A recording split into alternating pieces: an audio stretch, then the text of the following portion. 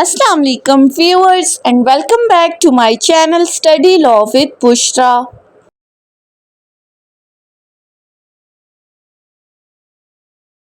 So we were discussing Law Gate syllabus of PPC. We were discussing chapter 4 and in today's video we are going to start from section 96. But before starting the discussion, I request you all to please subscribe to my channel and don't forget to press the bell icon for latest updates. Do share this video with your friends and don't forget to comment your feedback. So let's move towards the discussion. अभी तक हमने chapter 4 के अंदर section 76 से section 95 तक detail में discuss किया है। आज के इस वीडियो में हम स्टार्ट करते हैं सेक्शन 96 से। सेक्शन 96 बात करता है things done in private defence. अब इस सेक्शन के अंदर प्राइवेट डिफेंस की बात की गई है। सेक्शन क्या कहता है? Nothing is an offence which is done in the exercise of right of private defence. Section 96 ने क्लियरली बता दिया कि right of private defence exercise करते हुए अगर आप कोई भी एक्ट करते हो तो वो ऑफेंस की कैटेगरी में फॉल नहीं करेगा। ये लॉ गेट के हवाले से बहुत ही ज़्यादा इम्पॉर्टेंट है। अब प्राइवेट डिफेंस क्या है कि एक ऐसी डिफेंसिव फोर्स जिसको यूज़ करते हुए आप अपने आप को किसी दूसरे पर्सन के अटैक से बचा सकते हैं। यानी कि दूसरा बंदा अगर आप पर हमलावर होने वाला है तो डिफेंस में आप अपने आप को बचाने के लिए इन रिटर्न फोर्स यूज़ कर सकते हो। तो वो जो आप फोर्स यूज़ करते हुए कोई भी एक्ट कर रहे हो, सेक्शन 96 कहता है कि वो ऑफेंस की कैटेगरी में नहीं आएगा, आप लायबल नहीं होंगे। उसके बाद है section 97।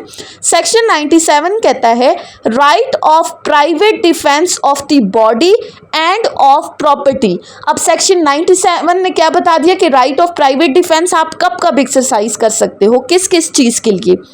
So every person has a right to subject to the restrictions contained in section 99 to defend।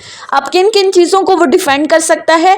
His own body and the body of any other person against any offense affecting the human body। सबसे पहले कि वो अपनी जान बचाने के लिए या फिर किसी दूसरे पर्सन की जान बचाने के लिए उसको किसी भी ऐसे पर्सन से जो कि उस पर कोई ऑफेंस कमिट करने वाला है, उस पर हमला करने वाला है, उसको बचाने के लिए आप अपने दिफा के लिए और किसी और पर्सन के दिफा के लिए आप right of private defence exercise कर सकते हो। Secondly, the property whether movable और इमूवेबल ऑफ हिमसेल्फ और ऑफ एनी अदर पर्सन। दूसरी बात की गई है कि प्रॉपर्टी को बचाने के लिए भी right of private defence exercise किया जा सकता है। अब वो प्रॉपर्टी मूवेबल है या इमूवेबल है, मनकूला जायदाद है या गैर मनकूला जायदाद है, चाहे वो आपकी अपनी है या किसी दूसरे पर्सन की है, अगर कोई उस प्रॉपर्टी के ऊपर कोई भी ऑफेंस कमिट करने जा रहा है तो आप उस प्रॉपर्टी को बचाने के लिए right of private defence exercise कर सकते हो। अब प्रॉपर्टी के ऊपर वो कैसे ऑफेंसेस कमिट कर सकता है?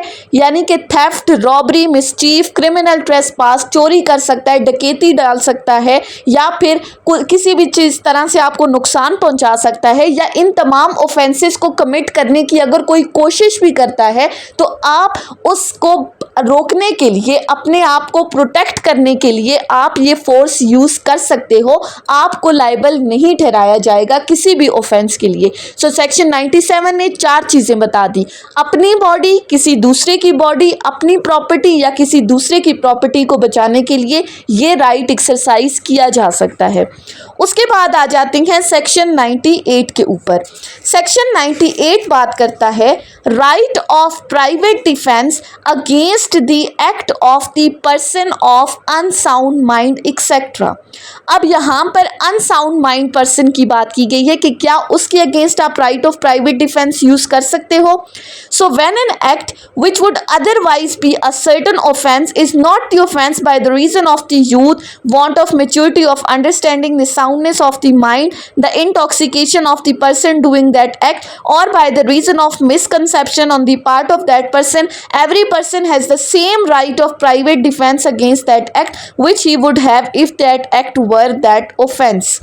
अब इस सेक्शन के अंदर सिंपली बात की गई है कि अगर कोई अनसाउंड माइंड पर्सन है, यानी कि कोई पागल बंदा है जिसकी मेंटल अंडरस्टैंडिंग इतनी नहीं है, जिसका मैच्योरिटी लेवल इतना नहीं है कि उसको पता चल सके कि क्या चीज़ ठीक है और क्या चीज़ गलत है, या जो एक्ट में परफॉर्म करने जा रहा हूँ उसके कॉन्सिक्वेंसेस क्या हो सकते हैं, उस एक्ट की नेचर क्या है, तो अगर अनसाउंड माइंड पर्सन या फिर कोई इंटॉक्सिकेटेड बंदा जो कि इंटॉक्सिकेटेड स्टेट ऑफ माइंड में है, वो अनकॉन्शियस है, उसको भी नहीं पता कि मैं क्या करने जा रहा हूँ, मैं क्या एक्ट करने जा रहा हूँ, इसके क्या नुकसानात हो सकते हैं। सो अगर अनसाउंड माइंड पर्सन या इंटॉक्सिकेटेड पर्सन आपके ऊपर हमला करते हैं तो आप ये नहीं कहोगे कि जनरल एक्सेप्शंस के अंदर तो इनको एग्जाम्प्ट किया गया कि ये जो भी ऑफेंस करेंगे वो उसके लिए लायबल नहीं होंगे, बल्कि इन लोगों से भी अपने आप को बचाने के लिए सेक्शन 98 कहता है कि आपके पास same right of private defence है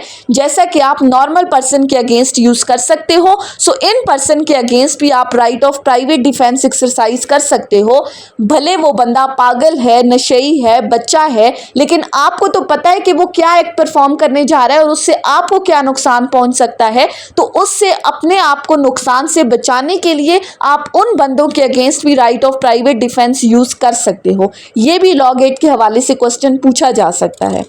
उसके बाद है सेक्शन 99।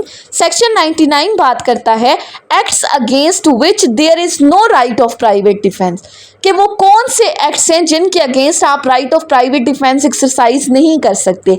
हमने सेक्शन 97 में पढ़ा था ना, subject to the restrictions contained in section 99, तो अब ये उन रिस्ट्रिक्शंस को डिस्कस कर रहा है। Number 1, there is no right of private defense against an act which does not reasonably cause the apprehension of the death or grievous hurt if done or attempted to be done by public servant acting in good faith under the colors of his office, though that act may not be strictly justifiable by law।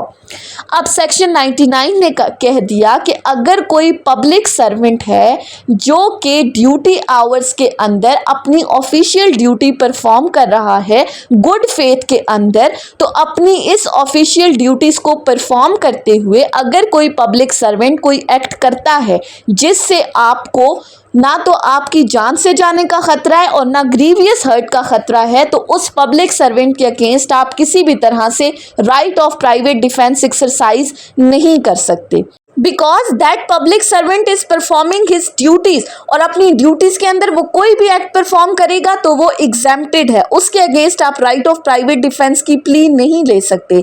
So law gate के अंदर आपसे पूछा जा सकता है कि किन persons के अगेंस्ट आप right of private defence exercise नहीं कर सकते, सो आपने फौरन से टिक करना है पब्लिक सर्वेंट के ऊपर। Secondly, there is no right of private defense against an act which does not reasonably cause the apprehension of the death or of grievous hurt if done or attempted to be done by the direction of public servant acting in good faith under the color of his office, though that direction may not be strictly justifiable by law। दूसरी बात section 99 कहता है कि कोई भी person, पहली बात public servant, secondly कि कोई भी ऐसा बंदा जो कि इस पब्लिक सर्वेंट की डायरेक्शंस के अंडर कोई भी फंक्शन परफॉर्म कर रहा है, तो अगर उसका कोई ऐसा एक्ट है जिससे आपको डेथ या ग्रीवियस हर्ट की एप्रीहेंशन नहीं है, डेंजर नहीं है, तो उस पर्सन के अगेंस्ट भी आप right of private defence exercise नहीं कर सकते, क्योंकि वो गुड फेथ के अंदर पब्लिक सर्वेंट्स की डायरेक्शंस के ऊपर काम कर रहा है।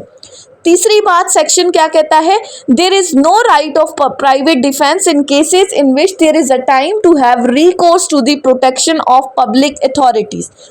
तीसरी बात कि उन सिचुएशंस में भी आप अपना right of private defence exercise नहीं कर सकते जहां के आपके पास इतना टाइम है कि आप पब्लिक अथॉरिटीज़ को अप्रोच कर सकते हो। मतलब कि अगर कोई पर्सन आपके ऊपर अटैक करने आ रहा है और आपके पास इतना टाइम है कि आप पुलिस को जाके रिपोर्ट कर सकते हो, तो वहाँ पर आप ये प्ली नहीं ले सकते कि वो बंदा आ जाए, मैं उसको देख लूँगा, मैं खुद उसके साथ निपट लूँगा, मैं अपना प्राइवेट डिफेंस का राइट एक्सरसाइज करूँगा। वहाँ पर प्राइवेट डिफेंस का राइट नहीं एक्सरसाइज किया जाएगा जहां पर पब्लिक अथॉरिटीज को अप्रोच करने का टाइम है आपके पास। Fourthly, extent to which the right may be exercised. The right of private defense in no case extends to the inflicting of more harm than is necessary to inflict for the purpose of the defense. अब इस clause में कहा गया है कि right of private defence की limit क्या है, आप कितना right of private defence exercise कर सकते हो। तो इसने कहा no more harm than necessary, यानी कि जितना ज़रूरत है उससे ज़्यादा नुकसान आप दूसरे बंदे को नहीं पहुंचा सकते। लेट्स सपोज अगर कोई पर्सन आपके ऊपर अटैक करने वाला है और आपको इतना पता है कि ये जो अटैक मुझ पर कर रहा है इससे मुझे ग्रीवियस हर्ट नहीं होगा, सो आप अपना राइट ऑफ प्राइवेट डिफेंस उस लिमिट तक यूज़ करोगे, उस लिमिट से आगे नहीं जाओगे।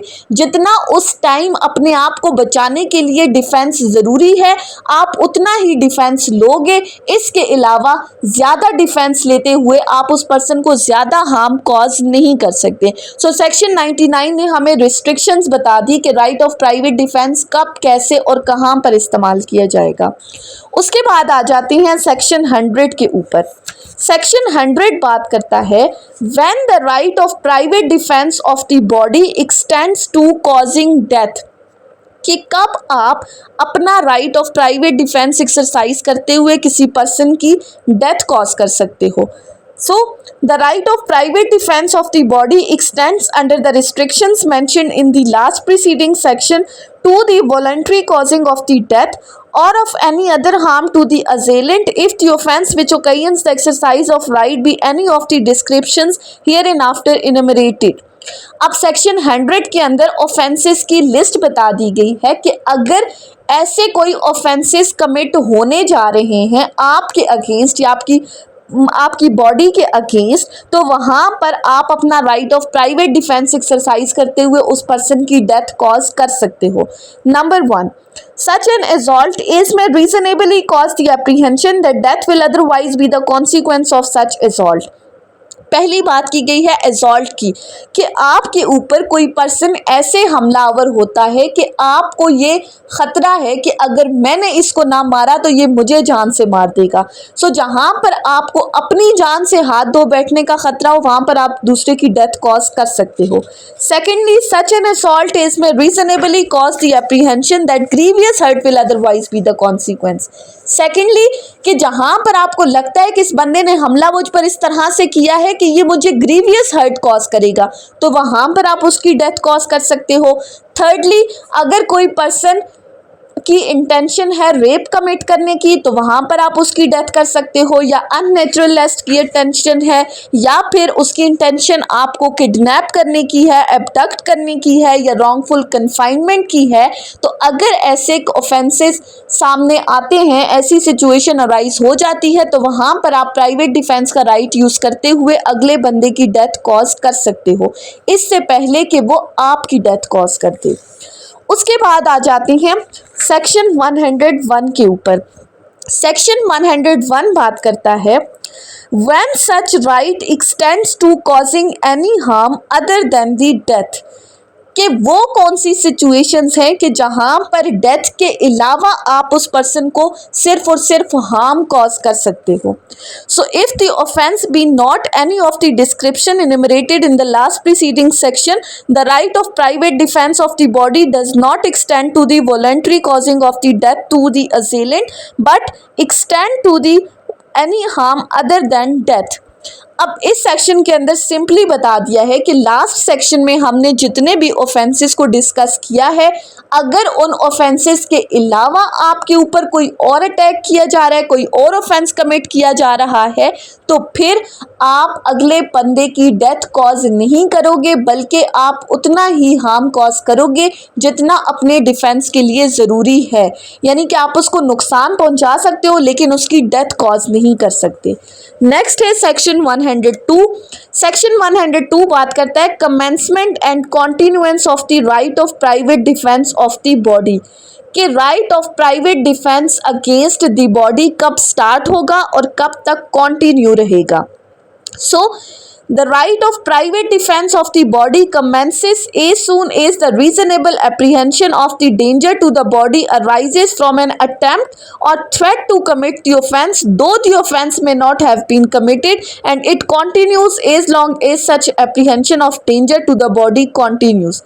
पहली बात कर दी कि right of private defence start कब होगा, जैसे ही आपको रीजनेबल एप्रीहेंशन है, आपको खतरा है कि कोई पर्सन आपको नुकसान पहुंचा सकता है या आपको नुकसान पहुंचाने का इरादा रखता है, ऑल्दो अभी ऑफेंस कमिट नहीं हुआ, तो आपका राइट ऑफ प्राइवेट डिफेंस वहीं से स्टार्ट हो जाएगा और ये तब तक जारी रहेगा जब तक कि वो खतरा टल नहीं जाता, यानी कि जब तक कि आपको लगता है कि ये बंदा मुझे नुकसान पहुंचा सकता है, उस वक्त तक आपका ये राइट ऑफ प्राइवेट डिफेंस जारी रहेगा।